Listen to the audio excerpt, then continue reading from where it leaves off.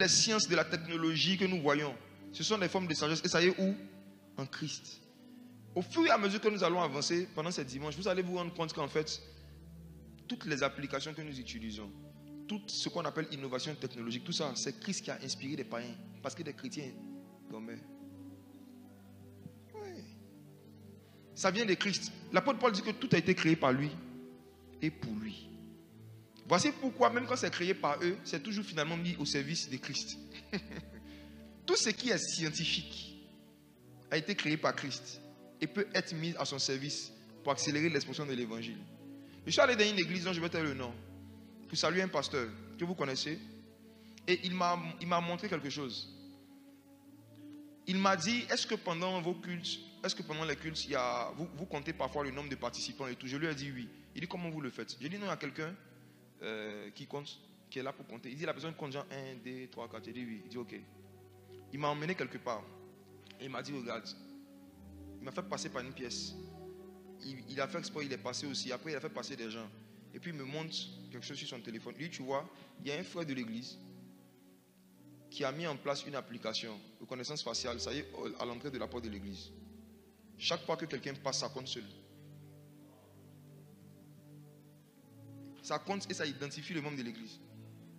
Donc, à la fin du culte, on sait exactement combien de personnes sont venues et peut même regarder les noms. Il ne savait pas que ça existait. Il dit c'est un frère de l'église qui est informaticien qui a mis ça en place comme ça, juste pour l'église quoi. Il dit ils ne vont pas, il dit non, il a fait ça comme ça pour l'église. Vous pensez vraiment que Jésus n'avait pas un département statistique?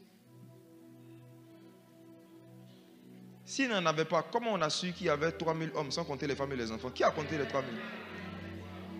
Quand Jésus faisait son ministère, s'il n'y avait pas quelqu'un qui était là pour compter, comment on a su que la première fois il a distribué du pain à 3000 garçons, deuxième fois 5000 hommes?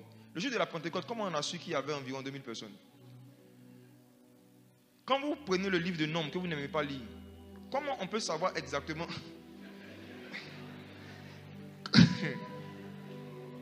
Écoutez-moi, Dieu compte sur tout, même les cheveux de votre tête. Il y a des anges qui travaillent dans le département statistique de Dieu, à qui Dieu a confié la responsabilité de compter le nombre de têtes, de numéroter le nombre de têtes et le nombre de cheveux de chaque chrétien. C'est Jésus qui l'a dit dans Matthieu 5, on est d'accord? Il dit les cheveux de vos têtes sont comptés. Quelqu'un qui compte les cheveux, vous pensez vraiment que c'est des hommes qui ne comptent pas? Dis avec moi, Dieu est scientifique. Dieu est scientifique.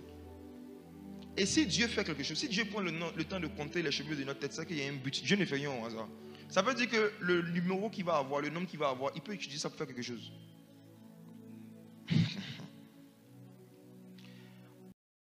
L'esprit de contrôle à travers le logiciel de la reconnaissance faciale en Chine est un outil de persécution.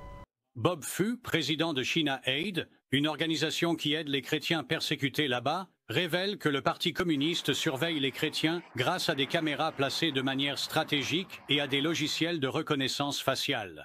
Tous les 4 coins de l'église, y compris la chaire, doivent être équipés de caméras de reconnaissance faciale afin de surveiller tous ceux qui assistent au culte dans leur église.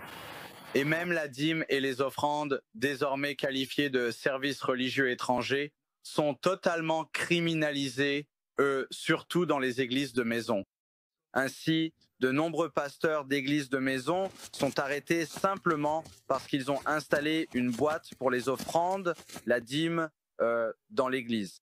Et la prochaine fois que nous sommes un peu tièdes dans notre foi ou que nous n'apprécions pas vraiment la liberté que nous avons d'adorer notre Seigneur dans ce pays, pensons à ces croyants en Chine qui doivent faire face à des logiciels de reconnaissance faciale, à des pasteurs arrêtés pour avoir essayé de recevoir une offrande.